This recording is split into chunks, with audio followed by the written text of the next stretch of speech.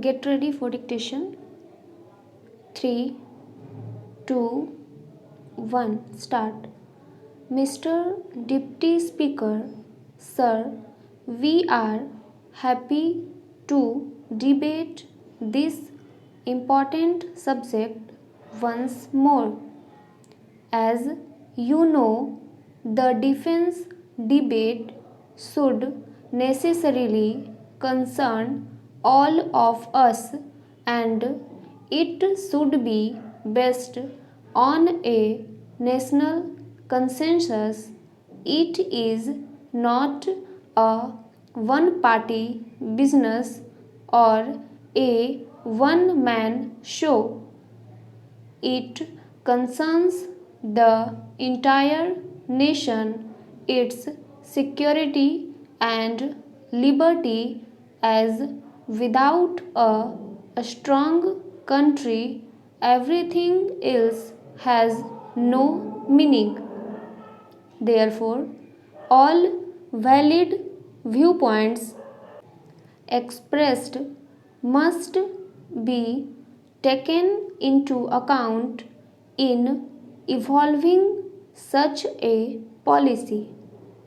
We have been warned about various threats as evident in this report of the Defense Ministry, and my only criticism, if at all, I should say, is that a time has come when this nation expects that those threats and our counter postures to meet those threats must be spelt out more wisely.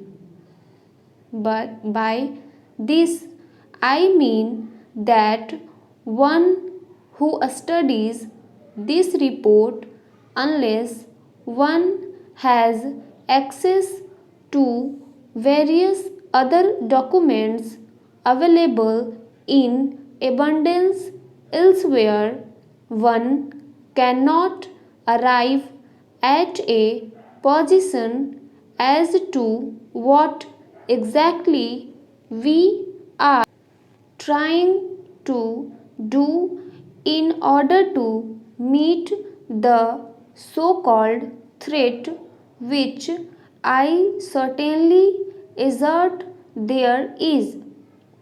I think a time has come when the country should be taken into confidence, when the members of parliament should be taken into confidence as to what exactly we mean and what exactly we are going to do, and a slightly better understanding should be reflected by the Defense Ministry towards this point.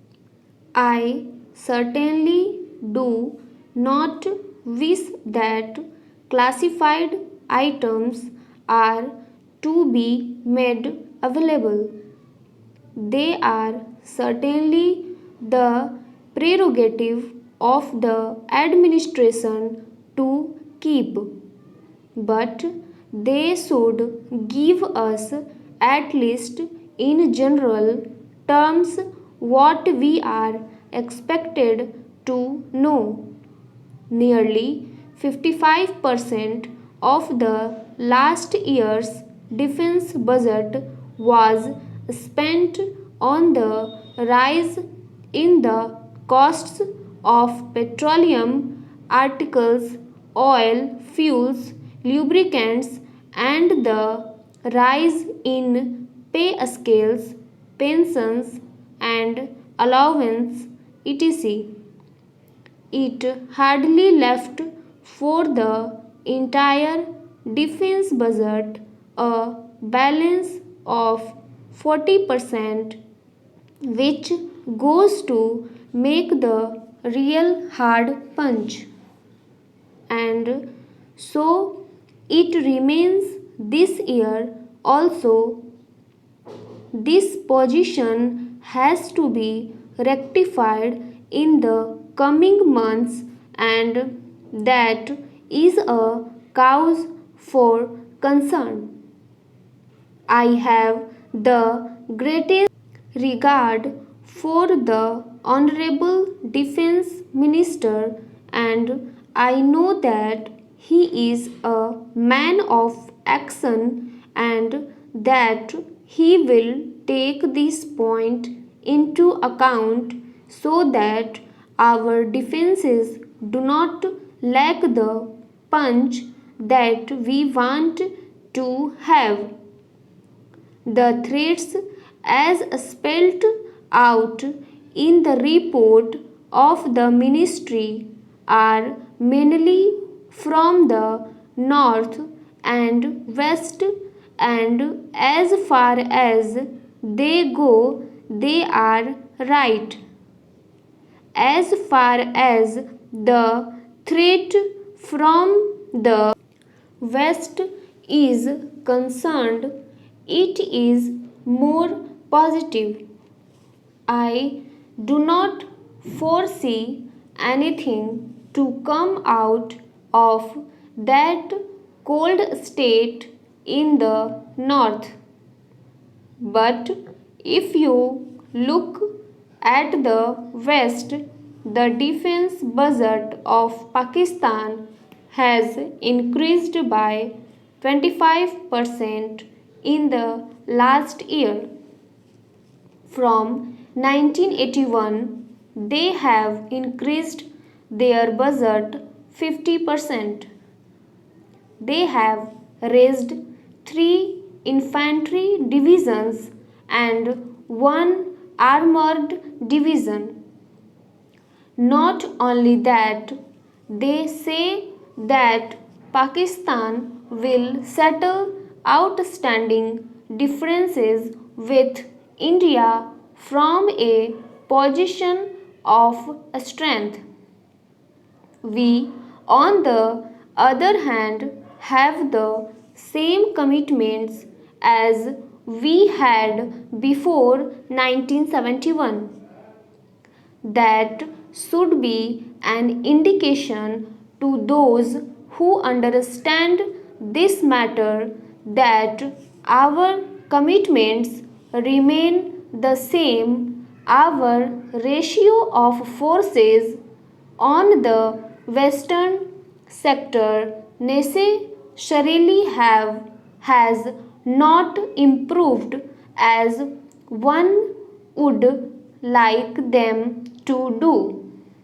Together with this, the leadership of Pakistan is known for diverting the attention of their people from the various troubles that they have inside their country and creating tensions along the western border which concerns us. We have had the sad experience of having 3 major wars in the last 40 years. The increase in the Air Force of Pakistan has also to be noted. It is no good just not giving any importance to the idea that they do not have an industrial base and therefore it does not constitute any threat to us. I beg to remind the House that initially and basically they and we are from the same race, from the same stock, possessing the same skill and the same resourcefulness. So, one should not underestimate the capacity and they have for doing all this. I wish to say in all humility that especially attention must be paid towards this. They are now getting in the pipeline perhaps some more missiles and more anti tank weapons and aircrafts which give them a qualitative edge over us. Now, the other factor that needs to be taken into account is China's own way of thinking. Compelled by its own national security angles, it has left its old narrow position and has now gone into a lot of technical and technological cooperation with the Western countries.